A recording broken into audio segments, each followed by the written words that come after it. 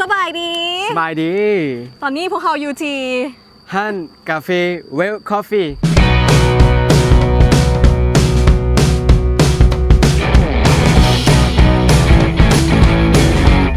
เมนอละกะ กเดี๋ยววันนี้สองเสี่ยวพวกเขากับพาเที่ยวพากิน เอ้าเสี่ยวสวอนี่ พวกเมียนะ อาย อ๋อเดี๋ยวไอ้เนาะไอ้กามละกะเมเดี๋ยวเขาจะมาพาเที่ยวพากินน้ำกันเนาะแล้วตอนนี้เขากะทางด้านหลังของพวกเขาก็คือภูอย่างก็ ภูพนังภูพนัง อ๋อภูพนังของรถหลายๆเนาะตัวตอนนี้ทางด้านหลังของเขาเปลี่ยนภูพนังเดี๋ยวเขาจะมา เนื่องในโอกาสวันเด็กน้อยสากลวันนี้พวกเราจะพาเด็กน้อยไปเที่ยวนี่นะอันนี้แหละเด็กน้อยพาไปหาหัวลองให้ดูลองให้ทาหัวเบิ้ง ทาหัววะ นั่นแหละ หัว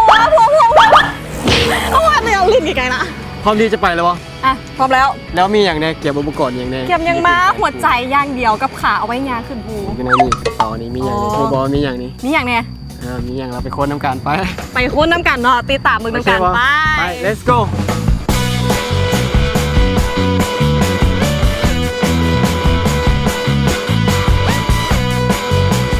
เอาละท่านผู้ชมก่อนที่เราจะไปพิกนิกอยู่ป่าเราก็ต้องเก็บอย่างแน่มาเบิ่งกันมีอุปกรณ์อย่างแน่ แล้วบอกก่อนว่าตอนนี้เฮาอยู่จุดที่เลิกสุดแล้วที่สามารถเอารถเข้าได้ฉะนั้นเฮามาเบิ่ง จุดลึกสุดของอย่าง ของที่เฮาเอารถเข้าได้นี่แหละของ สถานที่เวลคอฟฟี่ แม่ สถานที่มันก็กว้างกว่าอยู่เนาะ 30 กว่าเฮกตาร์ อ๋อสุดยอดมาเบิ่งกันเรามีอย่างแน่นี่จะเป็นอุปกรณ์ทงยางไว้ ว่ามาเทีละอันเลยตรงยางกันฝนได้แทนเสื้อกันฝน แล้วก็เอาไว้ใส่เครื่องยางฝนตก จอกน้ำเดี๋ยวเขามากินน้ำซุปไง มี น้ำกั อาน หารมีข้าวแล้วก็อาหารแห้งจำนวนหนึ่ง ข้าวตัวนี้เขาจะเอาเป็นข้าวซุปมาเลยเนาะเพราะเขาต้องได้เกี่ยมมาแล้วก็หรือว่าเป็นไผ่ที่เขาบ่อยากมาเฮ็ดกินเอง แต่พวกเขาจะมีปิ้งป่ามีอีหยังฉะนั้นเขาจะมีเกี่ยมทานเกี่ยมอย่างมาพร้อม แต่ถ้าเป็นไผ่แบบสบายมาชิวๆเขาก็อย่าลืมแบบถือข้าวพาดโบซิลอดโบ อาหารแห้งสบาย แมนถ้าเป็นไผ่อยากมาปิกนิกแบบตั้งแคมป์เดี๋ยวนี้เขาอย่าลืมเลยถงกัน การความร้อนและการความเย็น แมนรักษาความร้อนความเย็นได้อะเบิ่งเปิดเบิ่งมีอย่างแน่ เอาไปใส่ เนาะนี่ของกินที่เขาจะเอามาปรุงอาหารเดี๋ยวไปเบิ่งกัน อาหารสดๆเอาไว้ไปปิ้งอยู่ป่า เนาะอย่าลืมน้ำละกะบอกเลยว่าเฮามาเดินป่าจังซี่เฮาก็ต้องรักษาความสะอาดช่วยกันเนาะเฮาจะต้องมีถุงมาเก็บขี้ ต้อง ยา มีคุณสมบัติของนักท่องเที่ยว แน่นแล้วอย่าลืมว่าต่อจากนี้ไปเขาจะได้ยางล้วนๆแล้ว ยัง เขา ด้ จะ วย ต้อง ยังเลย ด้วยตีน ขาดิ ด้วยขายางด้วยตีนเนาะส่วนว่าเครื่องหลายๆนี่ไผสิฮอดไป ก็คือจะเป็นตากล้องนี่แหละไปนะ ตากล้อง จังใดตากล้องไอ้กำบอลเดี๋ยวนี้แล้วตากล้องค่ะพี่ซอบใบบอเนาะซึ่งเกี่ยวพร้อมครบแล้วเดี๋ยวเขาไปกันเลย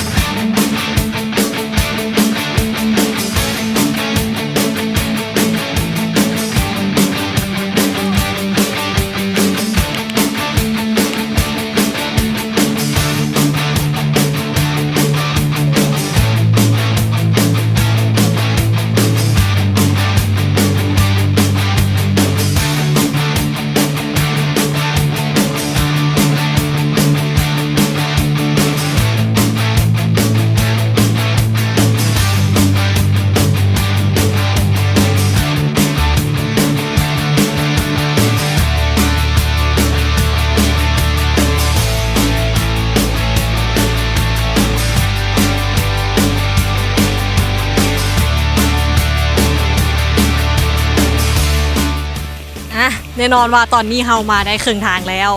แม่บ่มี โอ้เมื่อยเลยโอ้เมื่อยประมาณนั้น จักกิโลเมตรนี่ไกลบ่ เขาจะกิโลเมตรพวกมึงคือกันแต่ก็จะกิโลเมตรแล้ว 200 เมตรแล้วเนาะกับครึ่งทางเดี๋ยวเขาก็ประมาณ 400-500 เมตรพอจุดหมายของเขายุงแต่ว่าอย่าลืมเลยที่สำคัญที่สุดยุงหลายแล้วก็ฉะนั้นเขาจะต้องเกี่ยมสเปรย์เนาะเขาเกี่ยมมาแล้วสเปรย์ซีดระหว่างทางนี้เขาก็ต้องได้ซีดซ้ำเมื่อวานยุงหลายอีดีแล้วก็อย่าลืม เพื่อเป็นการให้ยังขึ้นมาสะดวกสบายต้องไปมองอัพตัวเองก่อนโดยการ เขายิ้มหมอเล่นทุกมื้อ แลนเบิ่งก่อนแล้วกันก่อนสิเขาจะปีนขึ้นมานี่เขาก็อย่าลืมแบบวอร์มร่างกายนิดนึงหยิบเส้นยืดสายเนาะเดี๋ยวติดตะคริวเดี๋ยวสิกิ้งโต๊ะขาลงไปเด้ออ่ะถือว่าฉะนั้นตอนนี้เราไปย่างต่อกันเลย